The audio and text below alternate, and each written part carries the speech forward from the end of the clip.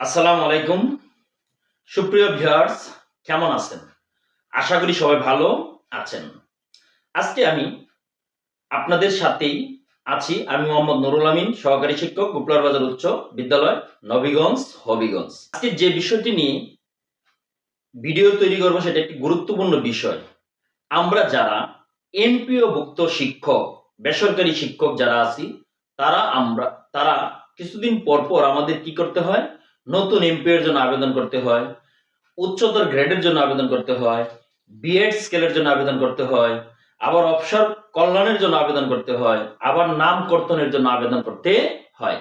আজকে আমি আপনাদেরকে খুব সহজে দেখাবো যে কিভাবে আপনি অনলাইনের মাধ্যমে নিজেই নিজের আবেদনটি নিজেই করতে পারবেন, কারো কাছে যেতে হবে না। এই আবেদন করা একদম সহজ।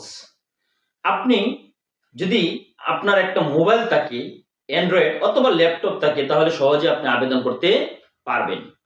তাহলে চলেন আমরা দেখে নিই কিভাবে আপনি উচ্চতর গ্রেডের জন্য আবেদন করবেন। অর্থাৎ প্রত্যেকটা প্রসেসই প্রায় একই রকম। প্রথমে আপনি গুগল ক্রোম ব্রাউজার ওপেন করবেন। করার পর সার্চ বারে আপনি লিখবেন EMIS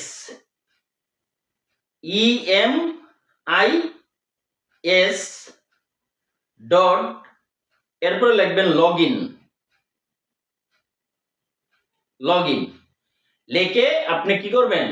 সার্চ করবেন। এইবার দেখেন আমি EMIS দেওয়ার সাথে সাথে দেখেন you visit open log, এই জায়গায় আপনি ক্লিক করবেন। করার পর আপনার সামনে এরকম একটি ইন্টারফেস চলে আসবে। এইবার আপনি কি করবেন?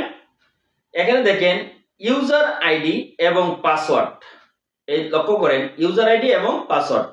আপনি এখানে আপনার প্রতিষ্ঠানের ইউজার আইডিটা ব্যবহার করবেন। ইউজার আইডি লেখার সময় আপনি লিখবেন MPO, এরপরে দেবেন আন্ডারস্কোর। এখন আপনি আপনার প্রতিষ্ঠানে দেবেন। আমি আমার প্রতিষ্ঠানের আইডিটা দিচ্ছি। এরপরে নিচে আসছে কি আপনার পাসওয়ার্ড। এখন আপনার প্রতিষ্ঠানের এমপিও করার জন্য যে পাসওয়ার্ডটা আছে সেই পাসওয়ার্ডটা ব্যবহার করবেন। এখানে আমি আমার পাসওয়ার্ড ব্যবহার করছি, অর্থাৎ আমার এখানে সেভ করা আছে সেটা আমি ব্যবহার করছি। আপনি ওইভাবে ব্যবহার করবেন। এরপরে সাইন ইনে ক্লিক দিবেন। দেওয়ার পর দেখেন এখানে আসছে HRM IMS এমপিও মান্থলি ফে অর্ডার, সে আপনি এমপিও তে ক্লিক দিবেন। ক্লিক দেওয়ার পর এখানে লক্ষ্য করেন দেখেন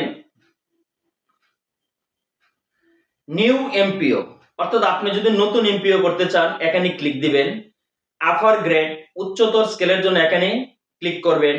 index delete and release, index কর্তনের জন্য আবেদনের জন্য, ট্রান্সফারের জন্য আবেদন, কারেকশনের জন্য যদি আপনার কোনো ভুল থাকে সেই কারেকশনের জন্য আবেদন করবেন। বিএড স্কেলের জন্য, এরিয়ার অর্থাৎ আপনি যদি বকেয়া পান সেই এরিয়ার জন্য আবেদন করবেন। এরপর দেখেন অনলাইন অ্যাপ্লিকেশন ইনবক্স, তাহলে আপনি কোনটা আবেদন করবেন সেটাতে আপনি ক্লিক দিবেন। তাহলে আমি আজকে আপনাদেরকে দেখাচ্ছি কিভাবে আপার গ্রেডের আবেদন করতে হয়। আমি আপার গ্রেডে ক্লিক দেব। দেওয়ার পর আপনার সম্মুখে এরকম একটি ইন্টারফেস চলে আসবে। একটু লক্ষ্য করেন ভালো করে। এই দেখেন এখানে লেখা আছে কি আপার গ্রেড। এই দেখেন এখানে লেখা আছে কি upper grade application, save as draft, submit, print instruction. এরপরে দেখেন লেখা আছে ধাপ 1, ধাপ 2, ধাপ 3, ধাপ 4, ধাপ 5, ধাপ 6, অর্থাৎ এই 6টা ধাপ আপনাকে পূর্ণ করতে হবে। এখানে আপনার ভয় পাওয়ার কোনো কারণ নেই। এখানে আপনি আপনার ইন্ডেক্স নাম্বারটা দিবেন। আমি আমার ইন্ডেক্স নাম্বারটা দিচ্ছি। এবার দেখেন আমি আমার ইন্ডেক্স নাম্বার দিলাম। দেওয়ার পর দেখেন এখানে কি আছে শিক্ষক কর্মচারী, আপনি এখানে ক্লিক দিবেন। দেওয়ার পর ঠিক আপনাকে এরকম ভাবে একটা পেজে নিয়ে যাবে। এইবার দেখেন আপনার শিক্ষক কর্মচারী পেজের মধ্যে যখন যাবেন, এবার বলছে কি অনুসন্ধান করুন মানে সিলেক্ট করুন।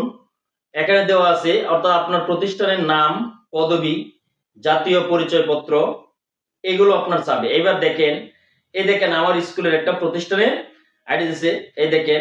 এখন আপনি আপনার নামটা দেখবেন কোথায় আছে, এই যে আমি আমার নামটা দিয়ে দিলাম। এবার দেখেন আপনি শিক্ষক কর্মচারী, দেখেন আমার 1158 অর্থাৎ আমার ইন্ডেক্স নাম্বার এখানে এসে গেছে। O2 দেওয়ার সাথে সাথে যে আফার গ্রেড, জেলা, উপজেলা, এই দেখেন এখানে সেকেন্ডারি স্কুলের টাইপ হবিগঞ্জ, এরপরে দেখেন নবীগঞ্জ চলে আসছে। এই গড়গুলো আপনি কি করবেন, পূরণ করবেন, অর্থাৎ যেগুলো আপনার পূরণ করা যায় সেগুলো করবেন। আর কিছু তথ্য আপনার ইন্ডেক্স নাম্বার দেওয়ার সাথে সাথে O2 চলে আসবে, সেগুলো আর পূরণ করতে হবে না। আবেদনের প্রকারভেদ, আফার গ্রেড। এইবার দেখেন নিচে আসছে আবেদনকারীর নাম ইংরেজিতে, পিতার নাম ইংরেজিতে, মাতার নাম ইংরেজিতে, জন্ম তারিখ। এবার আপনি দেখেন আবেদনকারীর নাম বাংলায়, পিতার নাম বাংলায়, মাতার নাম বাংলায়, ধর্ম নির্বাচন করুন। এইবার আপনি দেখেন শুধু আপনি এখানে এই কাজটা করতে পারবেন। এই জায়গায় যখন আপনি ক্লিক দিবেন তখন আপনার এখানে পদবি চাবে। এই দেখেন পদবি কি দিবেন, অর্থাৎ পদবি আপনি দেখে আপনার পদবিটা এখানে কি করবেন, দিবেন। যদি মনে করেন যে ম্যাথ, আপনি ম্যাথ দিতে পারবেন। যদি মনে করেন সায়েন্স, সায়েন্সের দিতে পারবেন। অর্থাৎ আপনি আপনার মতো করে আপনার যে পদ আছে সেই পদ দিবেন। আমি আমার পদবিটা এখানে সিলেকশন করলাম। এরপরে দেখেন এখানে চাচ্ছে কি প্রতিষ্ঠান, প্রতিষ্ঠানের নাম, এখানে আমি প্রতিষ্ঠানের ধরনটা এই যে দেখেন, এই যে স্কুল, স্কুল দিয়ে দিলাম। এরপরে আপনার চাচ্ছে কি জেলা, আপনি জেলার নামটা দিবেন। এখানে জেলা আছে, উপজেলা আছে, এভাবে আপনি কি করবেন, প্রত্যেকটা গড় ফিল আপ করবেন। এরপরে আসেন আপনার যে কাজটা হচ্ছে 2 নম্বর কাজ, এটা যখন শেষ হয়ে যাবে এভাবে আপনি প্রত্যেকটা ধাপ পূরণ করবেন। এরপরে আপনার যে কাজটা হচ্ছে সেটা হচ্ছে সেভ এজ ড্রাফট যদি দেন সেটা সংরক্ষণ থাকবে। এর পরের যে কাজটা হচ্ছে ধাপ 2। ধাপ 2 এ আপনার কি কি বিষয় আছে দেখেন, পরীক্ষার নাম, রোল নাম্বার, সেশন বা শিক্ষাবর্ষ, ফার্স্টের বছর, বোর্ড, বিশ্ববিদ্যালয়, প্রাপ্ত নম্বর, জিপিএ, ফলাফল প্রকাশের তারিখ। এই কাজটাই দেখেন এখানে আপনার বাম পাশে একটা প্লাস চিহ্নর মতো আছে, সেই প্লাস চিহ্ন যখন আপনি ক্লিক দিবেন সেখানে দেওয়ার সাথে সাথে আপনার কিছু ঘর আসবে যেগুলোতে আপনি কাজ করতে হবে। অর্থাৎ আপনার পরীক্ষার নাম, রোল, এই যে এখানে দেখেন এভাবে ক্লিক দিবেন। এই দেখেন এখানে আসছে কি পরীক্ষার নাম, রোল, সেশন বা শিক্ষাবর্ষ, পাশের বছর, বোর্ড, বিশ্ববিদ্যালয়, ফলাফল প্রকাশের তারিখ, গ্রুপ, বিষয়, ফলাফলের ধরন, বিভাগ, গ্রেড, শ্রেণী, প্রাপ্ত নম্বর। এগুলো আপনি ভালোভাবে পড়বেন, পড়ে আপনি এগুলো কি করবেন, সঠিকভাবে পূরণ করবেন। এবার দেখেন আপনার ধাপ হচ্ছে 3। 2 যখন পূরণ হবে এভাবে বারবার কি করবেন, সেভ করবেন। অর্থাৎ আপনার SSC, HSC, BA, BEd, MA যদি যত ডিগ্রি আছে সকল ডিগ্রিগুলো আপনি এখানে অ্যাড করতে পারবেন। এরপর ধাপ 3 এ যাবেন। 3 এ যাওয়ার পরে দেখেন পদবি, এখানে লক্ষ্য করেন পদবি, বিষয়, গ্রেডের ধাপ, যোগদানের তারিখ, ব্যাংকের শাখা, জিবিএসএম, এসএমসির ধরন, পরিচালনা পর্ষদের মেয়াদ, প্রথম এমপিও ও তারিখ, প্রতিষ্ঠানের স্বীকৃতির মেয়াদ। এগুলো আপনার প্রতিষ্ঠান থেকে আপনি সংগ্রহ করবেন। প্রত্যাশিত গ্রেড, এখানে আপনি যে গ্রেড, অর্থাৎ যদি আপনি দশম থেকে নবমে আসতে চান তাহলে নবম গ্রেড, নবম থেকে যদি অষ্টমে আসতে চান তাহলে 8 নম্বর গ্রেড নির্বাচন করবেন। প্রত্যাশিত গ্রেডের ধাপে কত টাকা আপনি মানে আপনার ধাপে কত টাকা হবে সেই টাকাটা নির্বাচন করবেন। প্রতিষ্ঠানের স্তর, বর্তমান গ্রেড, গ্রেডের ধাপ, মূল, এগুলো স্বাভাবিকভাবে যখন আপনি পূরণ করবেন দেখবেন O2 অনেকগুলোই চলে আসবে। এরপর 4 নম্বর ধাপে আপনি যাবেন। 4 নম্বর ধাপে গিয়ে আপনি লিখবেন রেজুলেশন, অর্থাৎ আপনি যে উচ্চতর গ্রেডের জন্য বা বিএড স্কেলের জন্য আবেদন করতে চাচ্ছেন সেটা রেজুলেশনটা এখানে দিবেন। এরপরে রেজুলেশনের তারিখ, মিটিং নাম্বার ও মিটিং বিবরণ দিয়ে আপনি কি করবেন, নেক্সটে যাবেন। যখন আপনি এটা পূরণ হয়ে যাবে 4 নম্বর ধাপ, এরপরে আপনি যাবেন 5 নম্বর ধাপ। 5 নম্বর ধাপে গিয়ে দেখেন এখানে আছে সংশ্লিষ্ট পদ সংক্রান্ত তথ্য, মামলা আছে কিনা। যদি মামলা থাকে তাহলে হ্যাঁ দিবেন, অভিযোগ আছে কিনা সেটার মধ্যে দিবেন। আর যদি আপনার বিরুদ্ধে কোনো মামলা না থাকে, কোনো অভিযোগ না থাকে, তাহলে সেগুলো ফিল আপ করবেন না। এবার আসেন 6 নম্বর ধাপ। আপনার যে মূল বিষয়টা হচ্ছে 6 নম্বর ধাপের কাজটাই হচ্ছে গুরুত্বপূর্ণ বিষয়। এই 6 নম্বর ধাপের সবগুলো কাগজ আপনাকে কি করতে হবে? অ্যাটাচ করতে হবে। তার আগে আপনাকে স্ক্যান করে নিতে হবে। একটা কথা মনে রাখবেন, 500 কেবির নিচে যাতে প্রত্যেকটি ফাইল হয়, সেটা আপনাকে বিবেচনা করে কাজ করতে হবে। যদি এগুলো সঠিকভাবে করেন তাহলে সহজেই কি আপলোড করতে পারবেন। একটি ছোট্ট রিকোয়েস্ট করব, যদি আপনারা আমার চ্যানেল নতুন হয়ে থাকেন তাহলে অবশ্যই আমার চ্যানেলটি সাবস্ক্রাইব করবেন, লাইক, কমেন্ট এবং শেয়ার দিবেন। এবার লক্ষ্য করেন, এখানে আছে সংযুক্তির প্রকারভেদ। একটু ভালোভাবে লক্ষ্য করেন কি কি আছে। আপলোড অ্যাটাচমেন্ট, সংযুক্তে আপলোড করুন।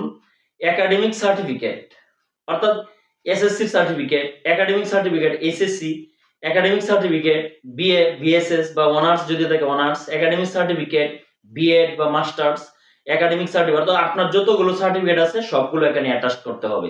আগে থেকে আপনি কি করবেন? স্ক্যান করে নেবেন। এরপর বিএড সার্টিফিকেট, তারপর আপনার লাগবে কি? Joining letter. সেই জয়েনিং লেটারটা আপনাকে কি করতে হবে? স্ক্যান করতে হবে। Joining letter, institute head forwarding, অর্থাৎ প্রধান শিক্ষক একটা প্রতিষ্ঠানের ফেডে ফরওয়ার্ডিং দিবে, সেই ফরওয়ার্ডিংটিও আপনাকে কি করতে হবে? অ্যাটাচ করে দিতে হবে, যে আপনি উচ্চতর স্কেল চান অথবা বিএড স্কেল চান সেগুলো। টিচার স্টাফ, অর্থাৎ শিক্ষকদের প্যাটার্ন যেটা আছে, আপনার বিদ্যালয়ে কতজন শিক্ষক আছে সেটার একটা তথ্য দিবেন। এরপরে হলো লাস্ট রিকগনিশন, অর্থাৎ প্রতিষ্ঠানের স্বীকৃতি, সর্বশেষ স্বীকৃতির মেয়াদগুলো কত থেকে কত এটা দিবেন। রেজুলেশন অফ এসএমসি, এসএমসি রেজুলেশনটা দিবেন, অর্থাৎ যে রেজুলেশনের মাধ্যমে আপনি উচ্চতর গ্রেড আশা করছেন বা বিএড স্কেল আশা করছেন সেই রেজুলেশনটা আপনাকে দিতে হবে। এরপরে আছে আপনার কি? এক্সপেরিয়েন্স সার্টিফিকেট, অভিজ্ঞতার সনদ দিতে হবে। প্রফেশনাল সার্টিফিকেট, ওইটাও একটা আপনাকে প্রফেশনাল সার্টিফিকেট তৈরি করে দিতে হবে। ফিল্ড অফ কারেকশন, এখানে একটা ফর্ম আছে, সেই ফর্মটা আপনার শিক্ষকদের, সেই ফর্মটা আপনাকে ফিল আপ করে দিতে হবে। নন ব্রেক অফ, অর্থাৎ নন ব্রেক সার্ভিস, এখানে বলা হচ্ছে নন ব্রেক অর্থাৎ বিরতিহীন একটা সনদ দিতে হবে। এরপরে অ্যাপয়েন্টমেন্ট লেটার, নিয়োগপত্র দিতে হবে। Related MPO copy, first MPO copy এবং লাস্ট এমপিও কপি। এরপরে অ্যাপ্রুভাল লেটার অফ এসএমসি, এটা অ্যাপ্রুভাল লেটার অফ এসএমসি, অর্থাৎ আপনার এসএমসির যে অ্যাপ্রুভাল, যে অনুমোদনটা এনেছিল, কত তারিখ থেকে কত তারিখে অনুমোদনটা দিয়েছিল বোর্ড, সেই পেপারটিকেও আপনাকে এখানে সাবমিট করতে হবে। আদার ডকুমেন্টস, আদার ডকুমেন্ট যদি আপনার অন্যান্য আরো কোনো যোগ্যতা থাকে সেই যোগ্যতাগুলো আপনি এখানে দিবেন। দেওয়ার পরে এগুলো আপনার কি হয়ে যাবে? সবগুলো ঠিক চিহ্ন হয়ে যাবে। যখন ঠিক চিহ্ন সবগুলো হবে তখন আপনি বুঝবেন যে আপনার কাগজপত্রগুলো সঠিকভাবে আছে। এর পরের যে আপনার যে সর্বশেষ কাজটা হচ্ছে, এখানে দেখেন অনুমোদনের বিবরণ, তারিখ, স্ট্যাটাস, এগুলো আপনার আর কিছু নাই। এখানে দেখবেন সবার শেষে নেক্সট দিবেন। দেওয়ার পর যখন সবকিছু ফিল আপ হয়ে যাবে, সব শেষে ডানের কর্নারে আপনি দেখবেন একটা সাবমিট বাটন আছে। সেই সাবমিট বাটনে যখন আপনি ক্লিক দিবেন আপনার কাজ শেষ। আপনারা কি করতে পারেন? ইচ্ছা করলে নিজেরাই নিজেদের এমপি এর জন্য আবেদন, বিএড স্কেলের জন্য আবেদন, উচ্চতর গ্রেডের জন্য আবেদন, নাম কর্তনের জন্য ঘরে বসেই করতে পারবেন, কারো কাছে যেতে হবে না। এখনো যারা আমার চ্যানেলটি সাবস্ক্রাইব করেননি তাদেরকে রিকোয়েস্ট করছি আমার চ্যানেলটি সাবস্ক্রাইব করবেন, লাইক, কমেন্ট এবং শেয়ার দিবেন। সবাই ভালো থাকেন, সুস্থ থাকেন সেই আশা করে রেখে আমি এখানেই শেষ করছি। আল্লাহ হাফেজ।